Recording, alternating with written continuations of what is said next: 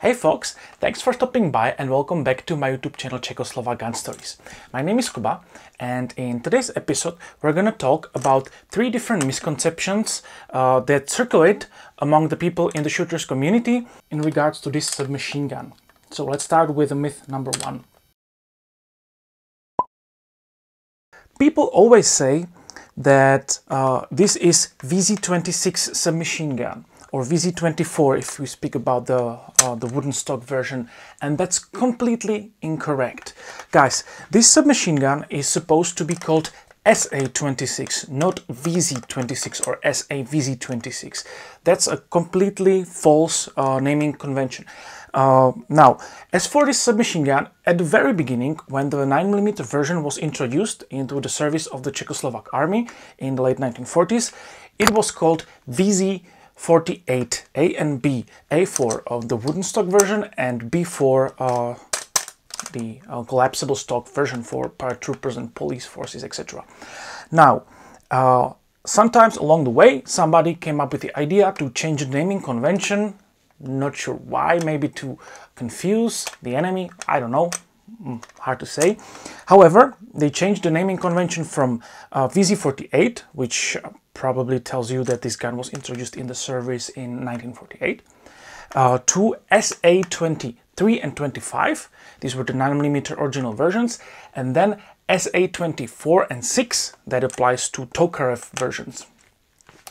So, if you ever refer to the submachine gun, always use the SA and the matching number for the particular version of the submachine gun. Never ever use the VZ, which stands for Vzor, model in Czech. So that's incorrect, right? Use always the SA and the number. SA, by the way, stands for Samopal, submachine gun, so that should make it easier for you.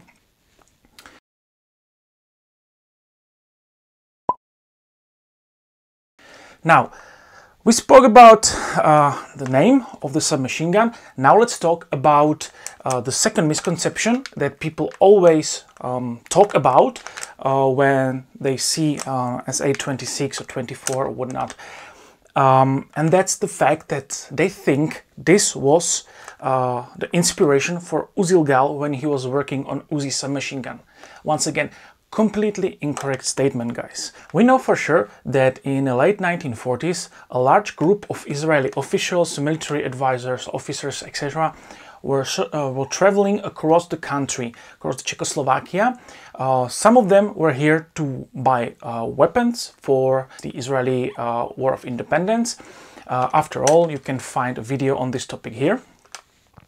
And there was another group of officials from Israel, and these people were supposed to analyze the firearms manufacturing facilities and the processes to manufacture small arms in the former Czechoslovakia, because Israel was sure that they will need a very strong and efficient firearms industry. So they thought it would be nice to just have a look at what Czechs have in place, what they use in the army, how they produce that, etc.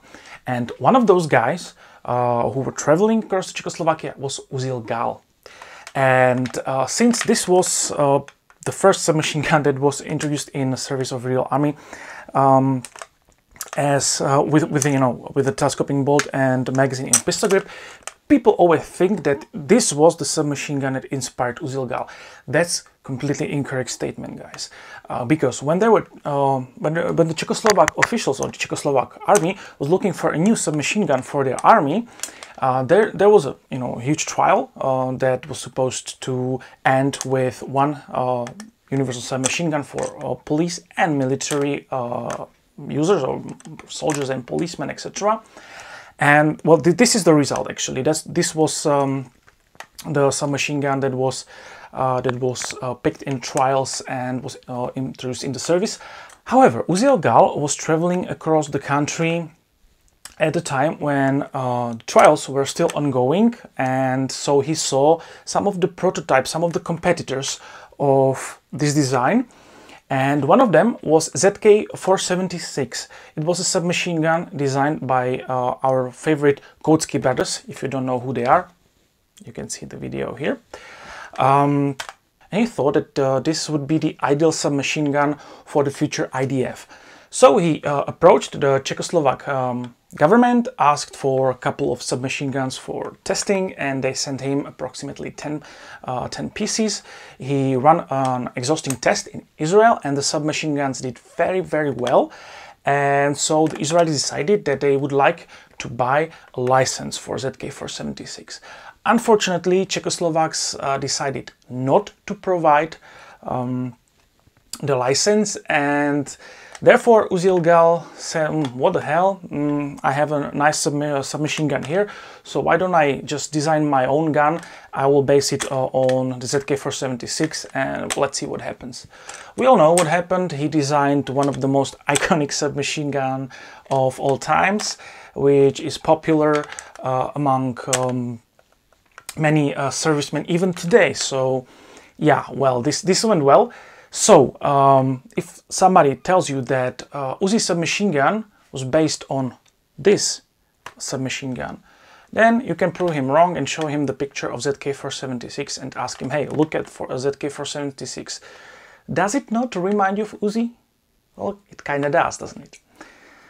Now, I already mentioned a third misconception as I was talking, and so let's have a look at it.